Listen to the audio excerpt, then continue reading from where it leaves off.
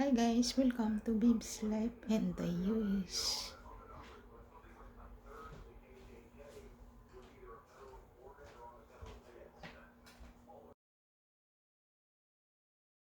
You're at the vanguard of that code. Or we go to Steve Stern, or we get Mike Lindell or other people on here to talk about what's happening with those roots, because you have enormous power.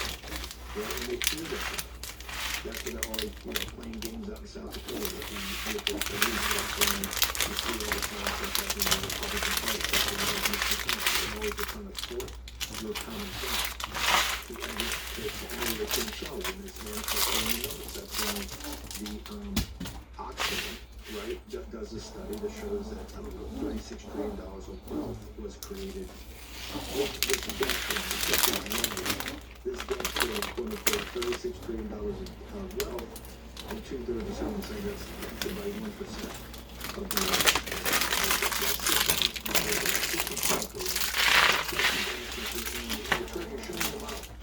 just going to ask all these swells up here on Capitol when they talk about, oh yeah, we do the deficit spending, just show me them up. Show me the sustainability of a decarbonized global. Okay, I got that. You want to decarbonize? Show me sustainability of your financial model. Show me the sustainability. Because it's not sustainable. The simple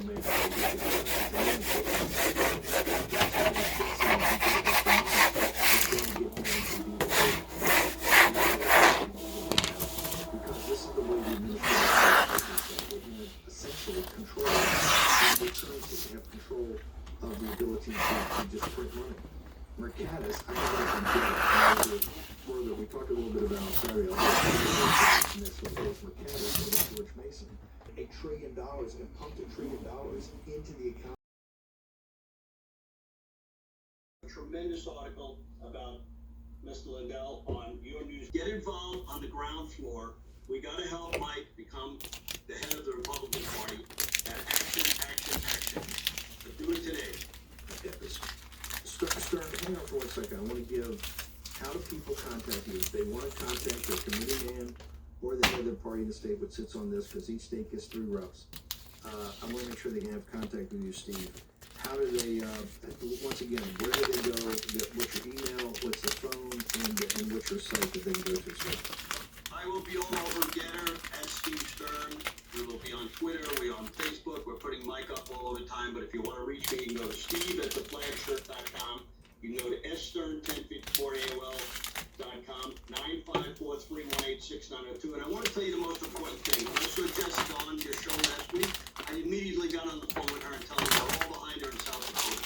We now have 10, 20 people in South Dakota that's going to be on our Zoom meeting because we want to bring them in. And the nice thing is when we had our Zoom on election integrity, we got a ton of people from Rhode Island, Michigan, Nebraska, and Wisconsin to join our Zoom and become our committee. We have the Bannon success story where we have thousands of people who go on the Zoom. We have them every 2 to 3 weeks. The next one's going to be January 31st. Our precinct strategy one will be at 3:30, and our precinct strategy will be at 8 o'clock. I'm inviting everybody who wants to come on. Michelle Swinnick is the one who hosted with me, and Raj from Defend Florida does the one for precinct strategy. Again, if you want to get a hold of me, you know how to get a hold of me. I answer the phone. Now, we're going to have a lot of people call, so be patient, and I will be able to help you the best I can. We're going to put that number in the contact in there. Steve Stern, thank you very much. Steve Stern comes out and endorses Mike Lindell this morning. Thank you very much, sir, for doing it here in the War Room. You got it. Also, go to Dan Schultz. Dan Schultz, the father of the precinct strategy movement. Go there, check his book out. Dan's got the Facebook and got all the coordination points and got that great website that connects everybody. That's the Dan Schultz. Okay, short break. We have a surprise guest next.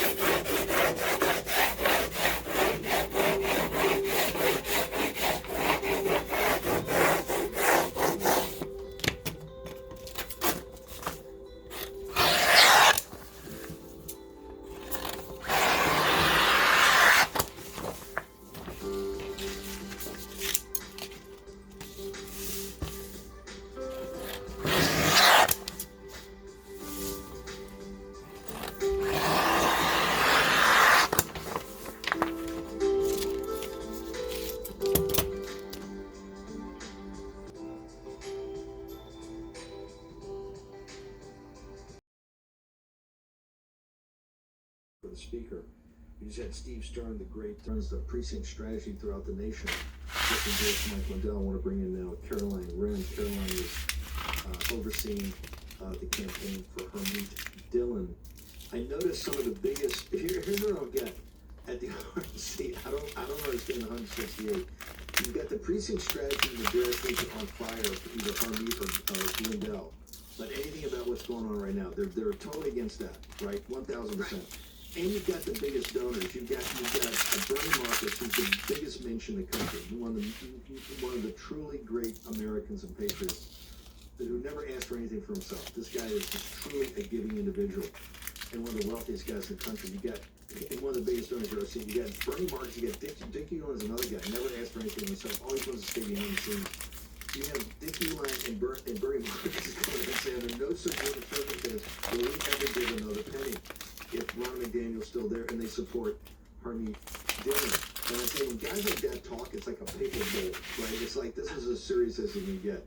So tell me what's going on in Hermeet and about this. John Frederick, Real America's Voice, wants to put on a candidate forum. Hermeet's in, Lindell's in. So what's happening right now in this campaign? Well, the latest is, so last week everyone had to, officially file to make the ballot, and we're now, I guess, 11 days out, January 27th, the election. So the three people that will be on the ballot for chair are Ron McDaniel, Hermeet Dillon, and Mike Lindell. And I feel about Mike. I love him so much. I think he is just wonderful. I think he needs to be on the field for President Trump, and so that's why I'm here backing Hermeet. But I do want to give an insider baseball story about Mike was having some trouble being able to access the ballot because these guys are playing games. They don't want any challenger. They don't want they don't want Hermeet on the ballot. They don't want Mike on the ballot. They want only Ron McDaniel. And so Hermeet actually made phone calls to other states to make sure that Mike Lindell got onto the ballot. So I think that's important for your viewers to know because this is we have a big problem in our party right now. We need to figure out a way to come together with the best solutions and ideas. And Mike Lindell is a wonderful Christian man who has wonderful, great ideas to move this party forward. He deserves to be in Dana Point. He deserves to be on the ballot, and Hermeet Dillon made that happen. Now, second of all, we're headed into this right now. I do believe that we are being very close. We need to have 70 votes, I think, going into Dana Point that weekend, and we need to bring Ron up below 85. I think that we've actually done that. And so this is going to be a battle on the floor in Dana Point for this election. It is a secret ballot. I do think secret ballots end up benefiting non-incumbents. You will not believe the amount of RNC 168 members that we talked to who say, look, my name is on Ron's endorsement letter, but I'm going to vote for Hermeet. I just don't want the retaliation to come against me and my state and lose my funding. And they're not wrong in that. I mean, when these consultants stand to lose $1 billion if Hermeet or Mike Lindell win. $1 billion.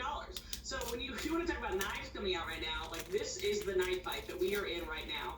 This is why we don't have deals to be able to make with people. We can't go just offer sacks of cash and transfers and different things. But what we do have is the people. That's why having the War Room posse calling, emailing, texting, tweeting at these 168 members and saying we demand a change, that is all we have to go off, and it is working. It is working incredibly because we, the people, are who should decide this race, not the DC consultant culture class that stands to make or lose money off of it. What do you mean $1 billion? What do you mean they stand to lose access to $1 billion? What do you mean by that? Ron's big talking point is that during her tenure from 2017 to present, she raised $1.5 billion. And sure, while that's true, she also had a sitting president. President Trump really raised that money, but that means that money was spent, was it not? So actually, I lowballed it by $500 million. $1.5 billion is spent into the local consultant ecosystem. And those same consultants are the ones, I mean, it's amazing. If you report through these FEC reports, all these consultants have been around. And so don't you think at some point when you have lost 3 election cycles in a row, if you were the owner of a football team, you would either fire the head coach or at minimum you'd trade some players. We're doing neither. We're leaving the same head coach and all the same players. So here's what I don't get.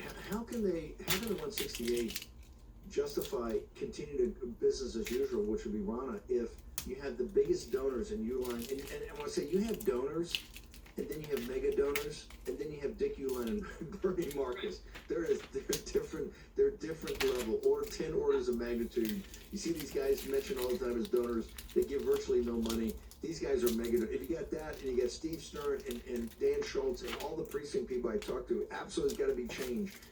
How can you take a pension move from big to mega donors and the grassroots and say we have to have change? How can even the 168 think that even if they vote for her, because people are not going to give this up and forget about it the day after if she wins. It'll be even more intense, correct? So what's their even mindset of thinking about we can go, it can't be business as usual, that you're getting the strongest message in the world. It's got to change. Am I missing something, ma'am? No, you're not. I mean, they just say, oh, well, I think things are going okay in my state. In fact, we're talking to one state member who's in a Midwest state who said, I know our state's doing pretty well, and we're on a transfer the money that we needed. And I was thinking to myself, that state literally just lost the governor's race. They had no excuse losing. And you think things are going pretty well? I mean, we had underperformances in the House. We lost the Senate.